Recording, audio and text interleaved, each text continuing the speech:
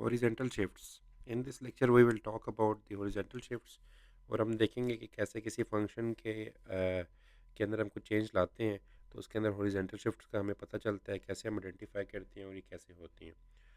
So starting from let f be a function. अगर हमारे पास कोई भी फंक्शन है और c is a positive real number, then the graph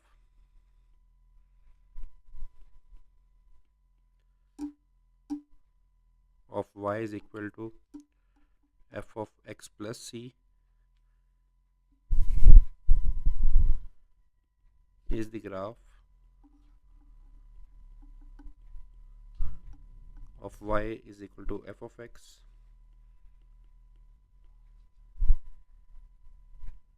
shifted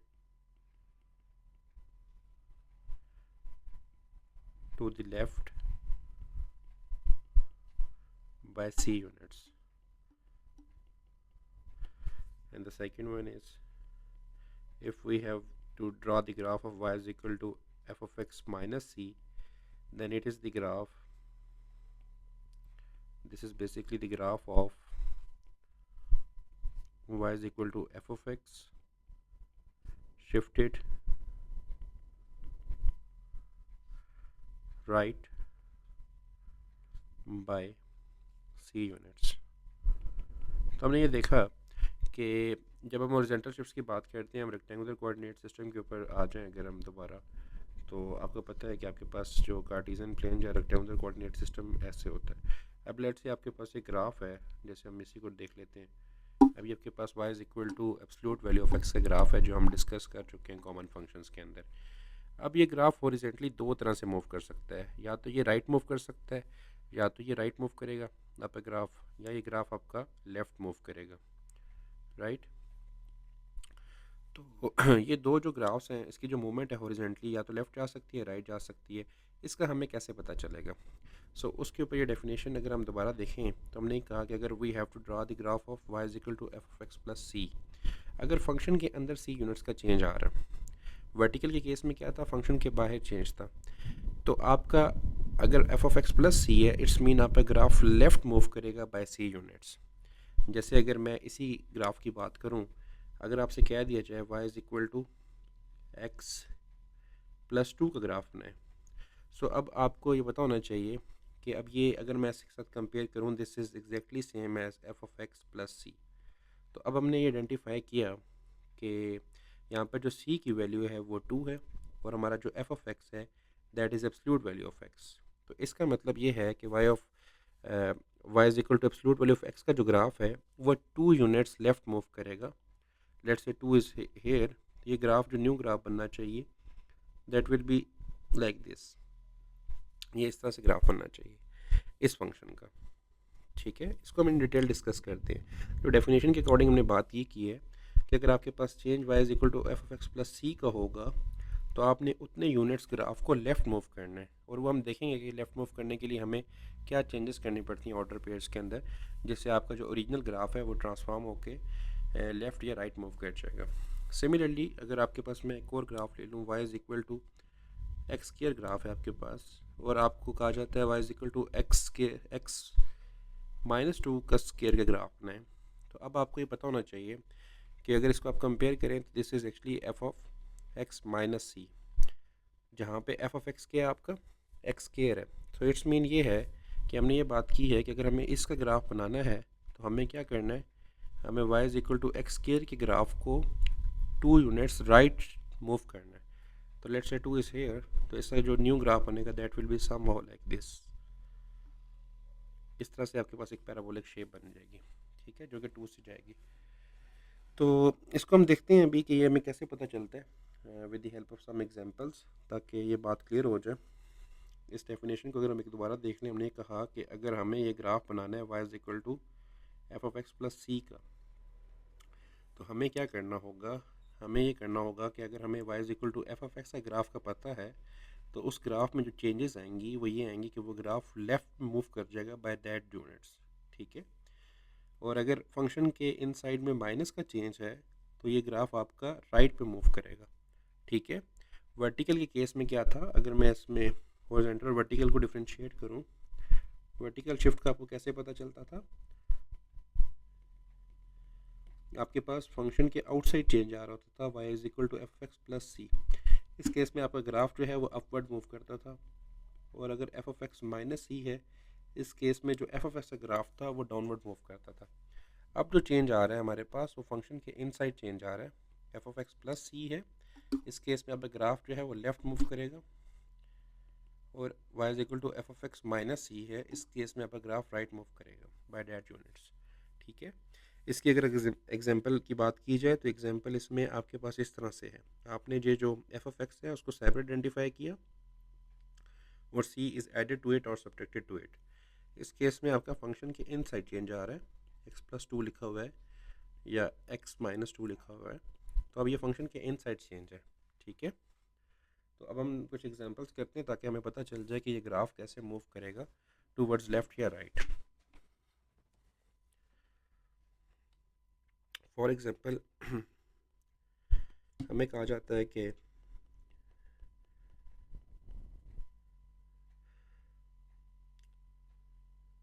draw the graph of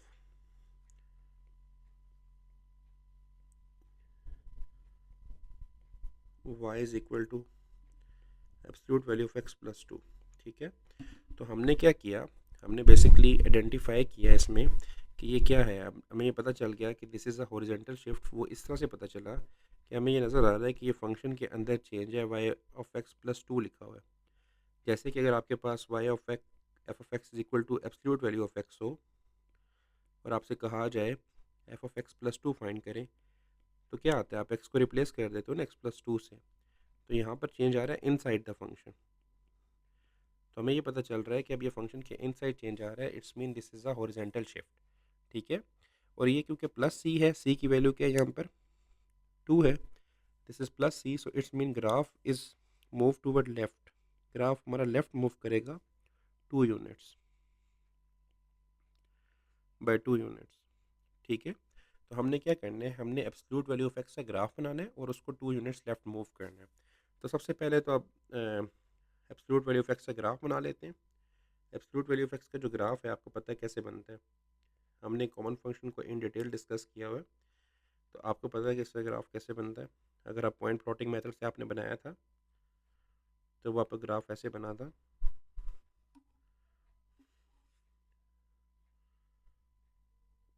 ठीक है। This is the graph of absolute value of x. यहाँ पर आपके पास ऑर्डर पेयर 0 0 थे, 1 के ऊपर आपके पास 1 मिल रहा था, 1 1 था, लेट्स से 2 2। सिमिलरली यहाँ पर आपके पास क्या है, माइनस 1 और 1, यहाँ पर आपके पास है माइनस 2 और 2। ये हम डिस्कस कर चुके हैं इन डिटेल प्रीवियस लेक्चर के अंदर कि कैसे बनाते हैं इसको हम।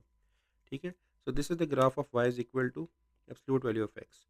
अब हमें किसका बनाना है, हमें ग्राफ बनाना है y is equal to x plus two का ग्राफ। हमें पता है बाय डेफिनेशन कि अगर इस ये फंक्शन के अंदर प्लस सी है तो आपका ग्राफ क्या मूव करेगा, 2 यूनिट्स राइट लेफ्ट मूव करेगा आपका ग्राफ। अब let's say this is negative 1, this is negative 2, यहाँ पे आपके पास नेगेटिव 3 है, नेगेटिव 4 है, नेगेटिव 5 है। सिमिलरली यहाँ पे आपके पास 1 था, this was 2, this was 3 4 and so on.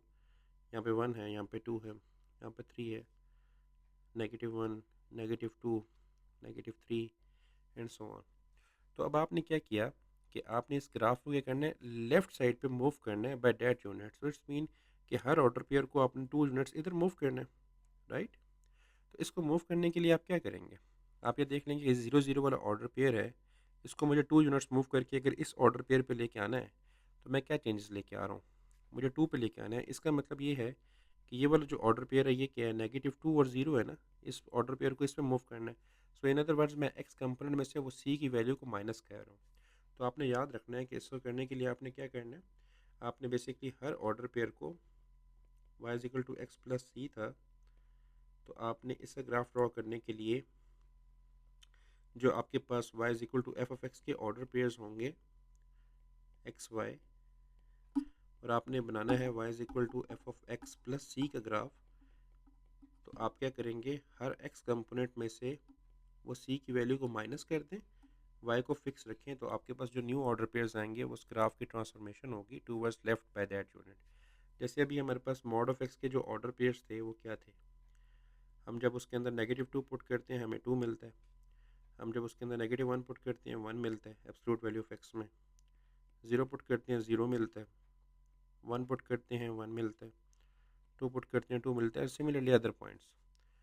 Okay, अब हमने इसके हर पॉइंट में से सी की वैल्यू को माइनस करना है। इन हर केस हम ग्राफ बना रहे हैं x+2 का। अब सी की वैल्यू 2 है, अब हर पॉइंट में से सी की वैल्यू को माइनस करें। अगर हम इसको माइनस करें सी की वैल्यू को इसमें, तो x यहाँ पे क्या हो जाएगा -2 और 2 को फिक्स रखा हमने, तो ये होगा -4 और 2। इसका मतलब पहला ऑर्डर पेयर चेंज हो गया आपका -2 और 4 के ऊपर। दूसरा ऑर्डर पेयर क्या है इधर, यहाँ पे x की वैल्यू क्या है सेकंड वाले में -1 है। सो -1 में से -2 आप सब्ट्रैक्ट करें, इसको फिक्स रखें तो हमारे पास आता है -3 और 1 आता है, ये न्यू ऑर्डर पेयर आएगा। सिमिलरली यहाँ पर x की वैल्यू थी आपके पास 0, आप 0 में से -2 करें, 0 को फिक्स रखें, आपके पास जो ऑर्डर पेयर मिलेगा वो -2 और 0 मिलेगा। यहाँ पर हम आ जाते हैं, यहाँ पे हम 1 में से 2 को माइनस करें, 1 को फिक्स रखें जो y कंपोनेंट था, सो वी गेट दैट -1 और 1, बिकॉज 1 में से 2 को माइनस किया 1 रह गया, तो हमारे पास ये चीज़ बची है। और यहाँ पर 2 में से 2 को माइनस करें तो आपके पास 0 2 आ जाता है। तो अब ये जो न्यू ऑर्डर पेयर्स आए हैं ये क्या है आपके पास -4 और 2 है, ठीक है। आपके पास -3 और 1 है, आपके पास -2 और 0 है, आपके पास -1 और 1 है, आपके पास 0 और 2 है, ठीक है। तो अब हम इनको प्लॉट कर लेते हैं। आपके पास -4 और 2 को प्लॉट करना है, सो -4 इज़ हेयर, 2 इज़ हेयर, तो ये वाला ऑर्डर पेयर आ गया, ये आपने ड्रॉ किया -4 और 2, ठीक है।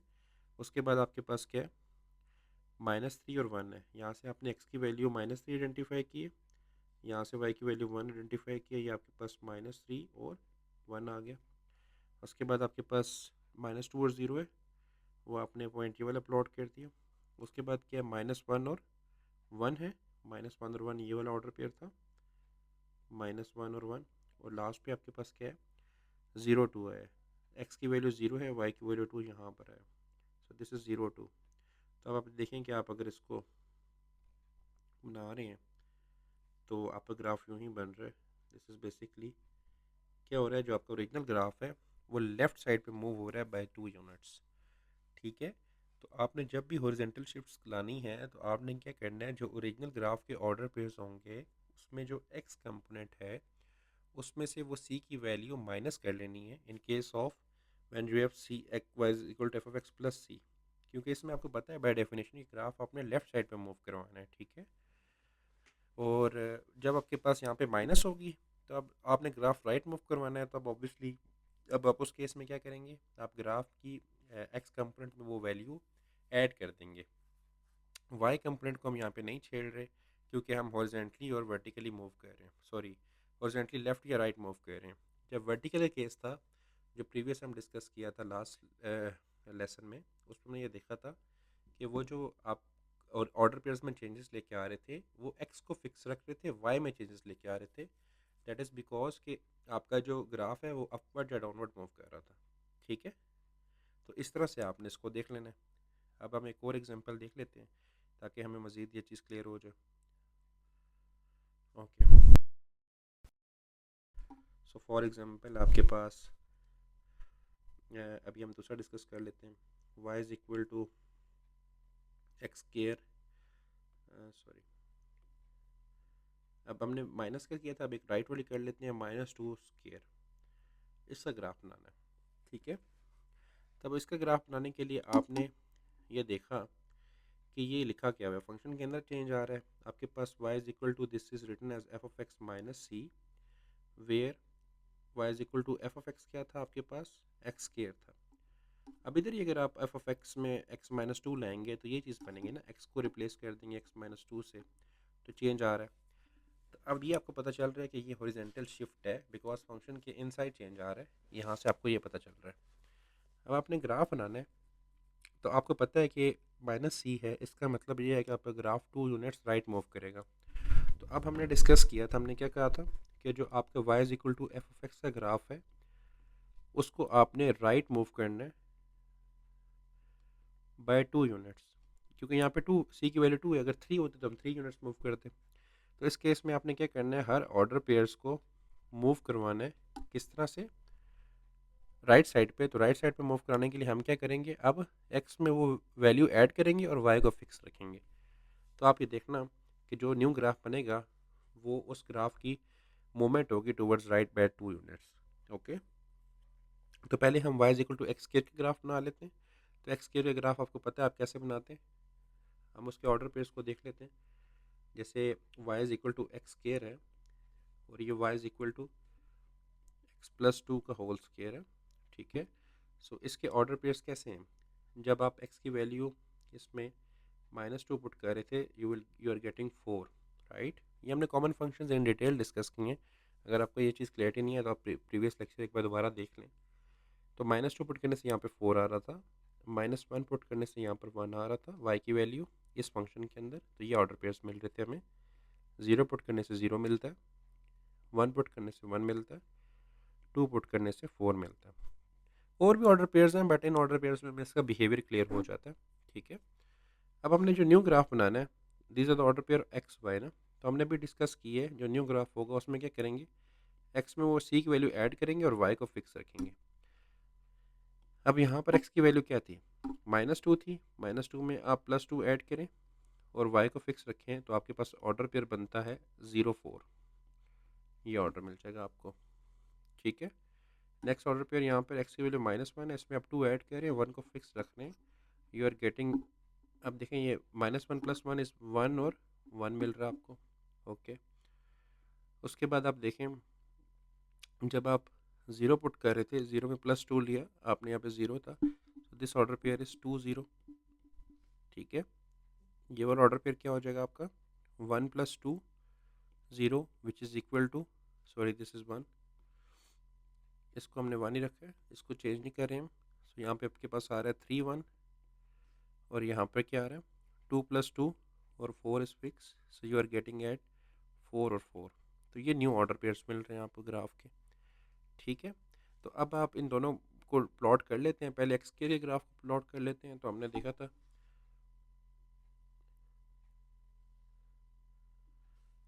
जैसे आपके पास यहाँ पे -1 है, लेट्स से -2 है, -3 है, -4 है, 1 2 3 4, सिमिलरली यहाँ पे आपके पास लेट्स से 1 है, 2 है, 3 है, 4 है, 5 एंड सो ऑन,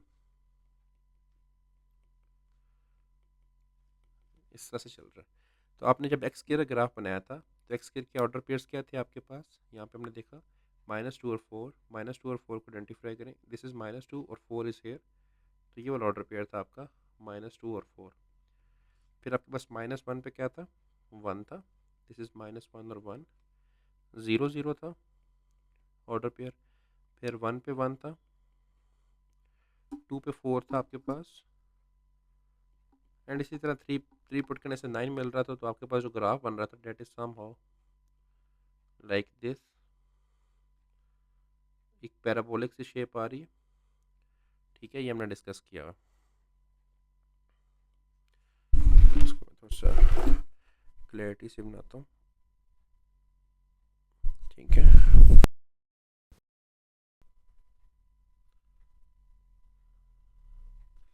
ओके,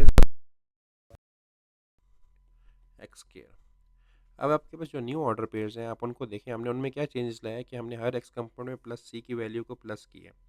तो ये पहला क्या बन गया 0 4, अब 0 4 देखें कहाँ पर है, this is 0 and 4 is here, तो ये वाला ऑर्डर पेयर बन गया आपके पास 0 4, ओके। उसके बाद कौन सा ऑर्डर पेयर आपके पास 1 और 1 है, 1 और 1 यहाँ पर आ रहा है आपके पास, 1 और 1, ओके। उसके बाद क्या आपके पास ये वाला ऑर्डर पेयर 2 0 है, 2 0 इज़ हेयर, एक्स की वैल्यू 2, दिस इज़ 2 0। फिर आपके पास 3 1 है, this is 3 and this is 1, और आपके पास फिर क्या है 4 और 4 है, 4 पे आपके पास 4 मिल रहा है। तो अब आप जब इसको प्लॉट करेंगे, ठीक है, तो आप ये देखें कि इस ग्राफ में क्या चेंज है, जो ओरिजिनल ग्राफ है वो राइट बाय 2 यूनिट्स मूव हो गया, आपका शिफ्ट हो गया, ठीक है। तो ये कैसे हुआ बेसिकली कि आपने इसमें ये किया कि आपने हर कंपोनेंट में एक्स कंपोनेंट में वो वैल्यू को ऐड किया है। इसी तरह अगर आपको कोई भी फंक्शन दे दिया जाता है, आप उसका ग्राफ आपके पास ग्राफ कोई भी दे दिया जाता है, अगर आपको उसके ऑर्डर पीरियड्स पता हैं और उसके अंदर कोई हॉरिजॉन्टल शिफ्ट को आप देख रहे हैं, तो उसके ग्राफ में जो चेंजेस है वो आपने ऐसे देख लेनी है कि आपने इसको याद रख लें दोबारा, कि जो आपके y is equal to f of x का ग्राफ है, उसके जो ऑर्डर पेयर हैं, अगर आपके पास y is equal to f of x plus c का ग्राफ बनाना है आपने, तो आप क्या करेंगे, इसमें से वो c की वैल्यू माइनस करेंगे और y को फिक्स रखेंगे, क्योंकि हमें पता है इस केस में ग्राफ आपका लेफ्ट मूव करता है बाय डेफिनेशन। और अगर माइनस सी का बनाना है तो इस केस में x की वैल्यू में वो ऐड करेंगे और y को फिक्स रखेंगे। तो अगर आप ये चेंजेस लेके आएंगे, ठीक है, तो आप उसको डिस्कस कर सकते हैं। अब आप as exercise y is equal to x plus one का ग्राफ देख लें, y is equal to square root of x minus one का ग्राफ देख लें, ठीक है। तो इनसे आपको पता चल जाएगा कि ये ग्राफ में चेंजेस कैसे आ रही हैं, ठीक है। तो इस तरह से हॉरिजॉन्टल शिफ्ट्स वर्क करती हैं। अभी हमने वर्टिकल देखी है, हॉरिजॉन्टल्स देख ली हैं, अभी नेक्स्ट हम रिफ्लेक्शन को देखते हैं और फिर हम स्ट्रेचिंग और श्रिंकिंग को देखेंगे एंड फाइनली फिर हम एक कंबाइंड क्वेश्चन ऐसे करेंगे जिसमें सारी शिफ्ट्स आ रही हैं, तो तब भी ये रिवाइज हो जाएंगी। तो अभी हम सेपरेट सेपरेट देख रहे हैं, तो आप इन चीज़ों को गो थ्रू करें, ठीक है। इन ऑर्डर पेयर्स के, आपके ऑर्डर पेयर्स के चेंजेस के बारे में आपको पता हो तो आप इजीली किसी भी ग्राफ को गिवन हो तो आप उसके अंदर ट्रांसफॉर्मेशन लेके आ सकते हैं। तो इंशाल्लाह नेक्स्ट क्लास में हम फिर रिफ्लेक्शंस के बारे में डिस्कस करते हैं। Thank you.